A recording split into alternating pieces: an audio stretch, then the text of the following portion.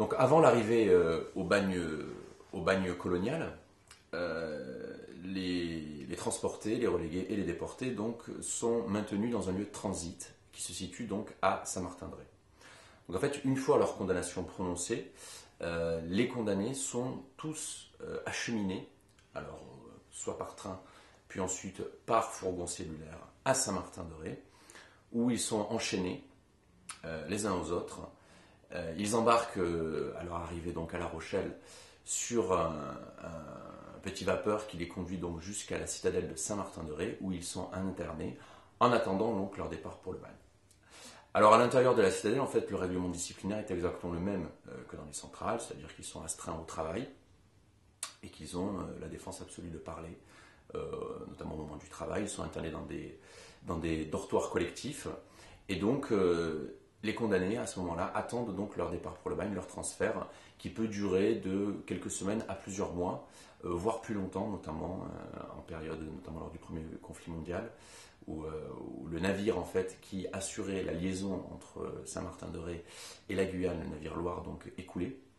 Et donc il faut attendre 1921 pour qu'un nouveau navire, le Martinière, un navire spécialement aménagé donc, pour le transport de forçats, prenne sa suite et donc permette un retour donc, des convois de forçats en direction de la Guyane. Donc en fait, le jour du départ, les forçats sont réveillés aux aurores, ils sont réunis dans la cour, on leur donne à chacun un pactage, et ensuite ils doivent se diriger, donc cernés par un cordon de militaires, de gendarmes, cernés par un cordon donc en direction du port. Donc là, tous, une fois qu'ils sont réunis sur le port, tous embarquent sur des petits caboteurs ou sur les barques et qui les conduisent donc vers le cargo-bagne. Donc le cargo-bagne, donc le plus fameux d'entre eux, donc je l'ai cité, c'est le Martinière. Donc en fait, c'est un navire qui est spécialement aménagé pour le transport de forçats.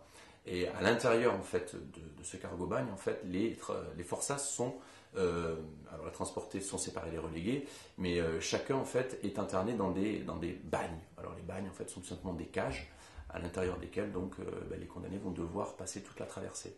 Donc traversée qui dure en moyenne 10 jours en direction de la Guyane, un peu plus, 14 jours en moyenne, s'il y a un arrêt également à Alger. Donc à bord, en fait, les forçats passent tout leur temps dans ces bagnes. Ils ont droit à 1 heure de promenade par jour pendant qu'on nettoie leur bagne. Et donc tous attendent bien évidemment leur arrivée en Guyane, parce que cette période de transit, effectivement, est vraiment très très très très mal vécue par la plupart d'entre eux. Puisque dès le prononcé de la condamnation, en fait, ils se retrouvent donc internés à Saint-Martin-de-Ré dans l'attente d'un hypothétique départ, qui parfois peut tarder à venir et qui peut d'ailleurs entraîner dans ces cas-là des révoltes, puisque la Guyane, tout à coup, est regardée, vécue comme une sorte de promesse, au moins une promesse de se retrouver, entre guillemets, à l'air libre, et dans un univers qui autorise au moins, hypothétiquement, l'évasion. Alors que ce n'est pas du tout le cas à la fois à Saint-Martin-de-Ré et bien évidemment au moment de la traversée. Voilà, jusqu'à l'arrivée donc à Saint-Laurent-du-Maroni, où là, les transportés sont séparés des relégués. Les relégués sont envoyés à Saint-Jean-du-Maroni, donc soit par chemin de fer, puisqu'il y a une voie de Decauville en fait, qui relie Saint-Laurent à Saint-Jean, ou auparavant par bateau, par le fleuve Maroni. Et les transportés, eux, sont intégrés directement donc, à Saint-Laurent-du-Maroni. Et puis ensuite, ils sont soit maintenus dans l'enceinte du pénitencier de Saint-Laurent-du-Maroni, soit envoyés sur des camps annexes, selon les besoins, selon que l'exigent les besoins.